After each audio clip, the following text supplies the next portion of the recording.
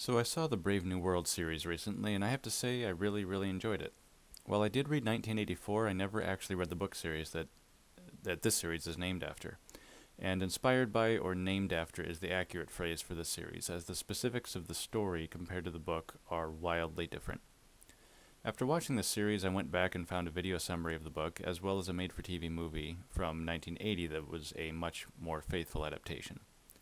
And now that I'm familiar with both versions, I think I actually like the TV series better. It is, in a word, updated. While the series kind of told its own story, I think it stayed quite faithful to the spirit of the book and the core message it was trying to convey, or at least the questions and concerns it was trying to raise about the future of human society. I found it interesting that in the book a religion had been built around Henry Ford and industrialization. I guess the idea was that automation and technological advancement led to a society that could produce all human needs and all kinds of human wants, which led to a sort of hyper-consumerism where life was about doing whatever felt good as you consume the pleasures provided by technology while avoiding the hardships that it has removed.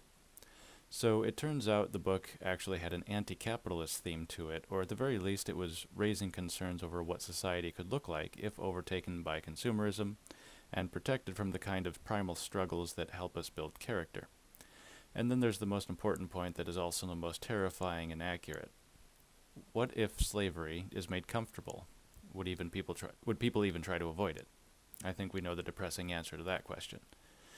While Huxley was definitely off on some of his predictions, I think I understand what his train of thought was when he wrote this in 1932. He was witnessing the automation, industrialization, and incredible goods and services that capitalism was suddenly able to produce. So he feared that life would become about doing what feels good, consuming product, and avoiding hardship. I think this is why he saw wanton promiscuity, and even mandatory promiscuity, becoming part of that feel-good, anti-traditional culture. The main twist of the story in the real world is that it was actually the anti-capitalists and hippie types that became the godless hedonists. Over time, this has led to the evolution of the SJW and their current reign of terror. I don't fault Huxley at all for not seeing that, since we've had an extra century of societal development that he didn't have the opportunity to witness. But the show writers do have that knowledge, and they told a version of the story that takes the modern anti-traditional SJW into account. In the book The Savage Lands, for more of a Native American reservation where people lived in primitive, tribal ways, this of course would be considered primitive even by the standards of the 1930s. But the show has a deliciously brilliant take on this, and made the Savage Lands a sort of theme park where people live in a way that is fairly close to a modern trailer park. I love what they've done here.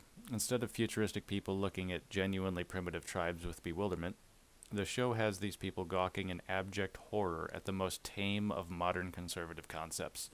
Things like monogamy, marriage, family, and worst of all, motherhood.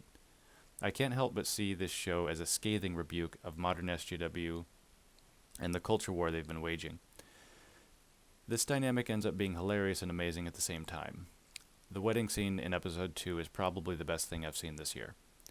But back to New London, the place where all the non-savages live. Life is essentially about drugs and orgies.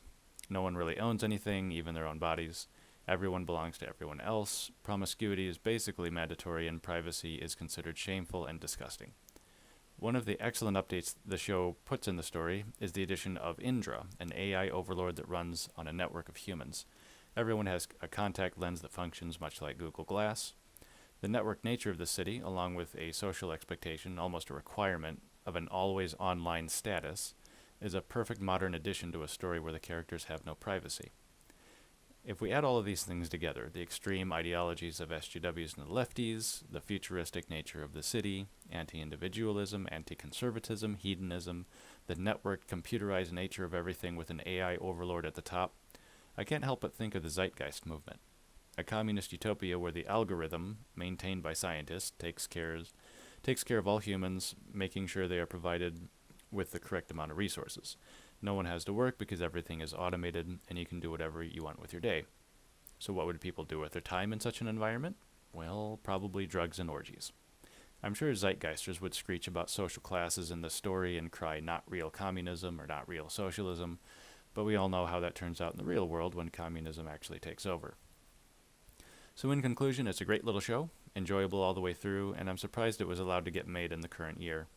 Unfortunately, I found the ending to be extremely unsatisfying. They are clearly denying the audience a satisfying ending in an attempt to set up another season, so it feels manipulative to me. I would be more understanding if I thought they had a specific story to tell, but I don't think that's the case here. I get a lot of Westworld vibes with this show, from the copious nudity, fair warning to those that might be bothered by that, to being a one-season wonder, in my opinion. Westworld should have stopped after season 1, as their ending was perfectly adequate for an ending to the whole story. I can't say the same for Brave New World, so I would recommend watching season 1 and enjoying it for what it is, but I don't have high hopes for season 2, and I wish they would have considered the possibility of ending it on a high note with sufficient closure for the audience.